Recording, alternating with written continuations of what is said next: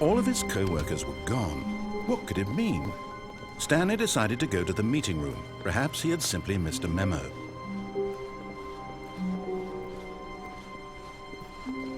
When Stanley came to a set of 2 open doors, he entered. This was not the correct way to the meeting room, and Stanley knew it perfectly well. Perhaps he wanted to stop by the employee lounge first, just to admire it. Ah, yes, truly a room worth admiring. But eager to get back to business, Stanley took the first open door on his left. And so he detoured through the maintenance section, walked straight ahead to the opposite door, and got back on track. Yet there was not a single person here either. Feeling a wave of disbelief, Stanley decided to go up to his boss's office. Hoping he might find an answer. Coming to a staircase, Stanley walked upstairs to his boss's office. But Stanley just couldn't do it. He considered the possibility of facing his boss. Admitting he had left his post during work hours, he might be fired for that. And in such a competitive economy, why had he taken that risk? All because he believed everyone had vanished? His boss would think he was crazy. And then something occurred to Stanley. Maybe, he thought to himself, maybe I am crazy. All of my co-workers blinking mysteriously out of existence in a single moment for no reason at all? None of it made any logical sense. And as Stanley pondered this, he began to make other strange observations. For example, why couldn't he see his feet when he looked down? Why did doors close automatically behind him wherever he went? And for that matter, these rooms were starting to look pretty familiar. Were they simply repeating? No, Stanley said to himself, this is all too strange. This can't be real. And at last, he came to the conclusion that had been on the tip of his tongue. He just hadn't found the words for it. "I'm dreaming!" he yelled. "This is all a dream." Oh, what a relief Stanley felt to have finally found an answer, an explanation. His co-workers weren't actually gone. He wasn't going to lose his job. He wasn't crazy after all. And he thought to himself, I suppose I'll wake up soon. I'll have to go back to my boring real-life job pushing buttons. I may as well enjoy this while I'm still lucid. So he imagined himself flying and began to gently float above the ground.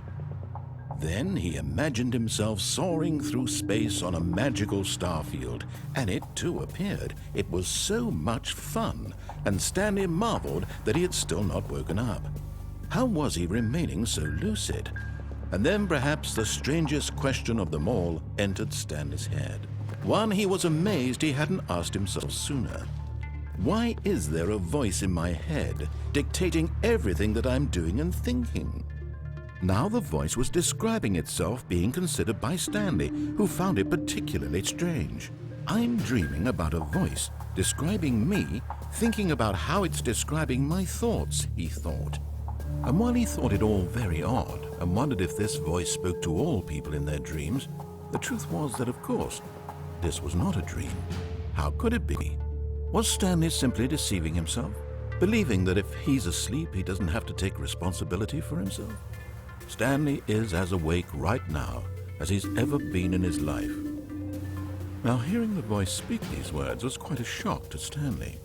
After all, he knew for certain, beyond a doubt, that this was in fact a dream. Did the voice not see him float and make the magical stars just a moment ago? How else would the voice explain all that? This voice was a part of himself too. Surely, if he could just... He would prove it. He would prove that he was in control, that this was a dream. So he closed his eyes gently, and he invited himself to wake up. He felt the cool weight of the blanket on his skin, the press of the mattress on his back, the fresh air of a world outside this one. Let me wake up, he thought to himself. I'm through with this dream. I wish it to be over. Let me go back to my job. Let me continue pushing the buttons. Please, it's all I want. I want my apartment and my wife and my job.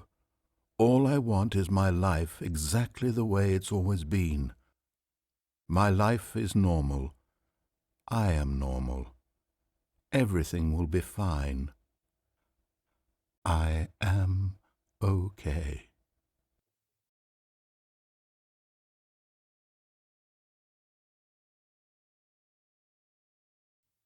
Stanley began screaming.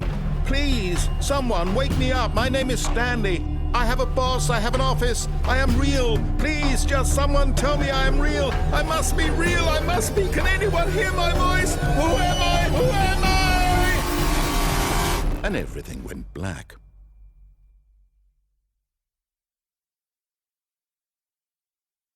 This is the story of a woman named Mariella. Mariella woke up on a day like any other. She arose, got dressed, gathered her belongings, and walked to her place of work. But on this particular day, her walk was interrupted by the body of a man who had stumbled through town talking and screaming to himself, and then collapsed dead on the sidewalk. And although she would soon turn to go call for an ambulance, for just a few brief moments, she considered the strange man. He was obviously crazy. This much she knew. Everyone knows what crazy people look like. And in that moment, she thought to herself how lucky she was to be normal. I am sane. I am in control of my mind. I know what is real and what isn't. It was comforting to think this, and in a certain way, seeing this man made her feel better. But then she remembered the meeting she had scheduled for that day. The very important people whose impressions of her would affect her career, and by extension, the rest of her life. She had no time for this, so it was only a moment that she stood there, staring down at the body. And then she turned and ran.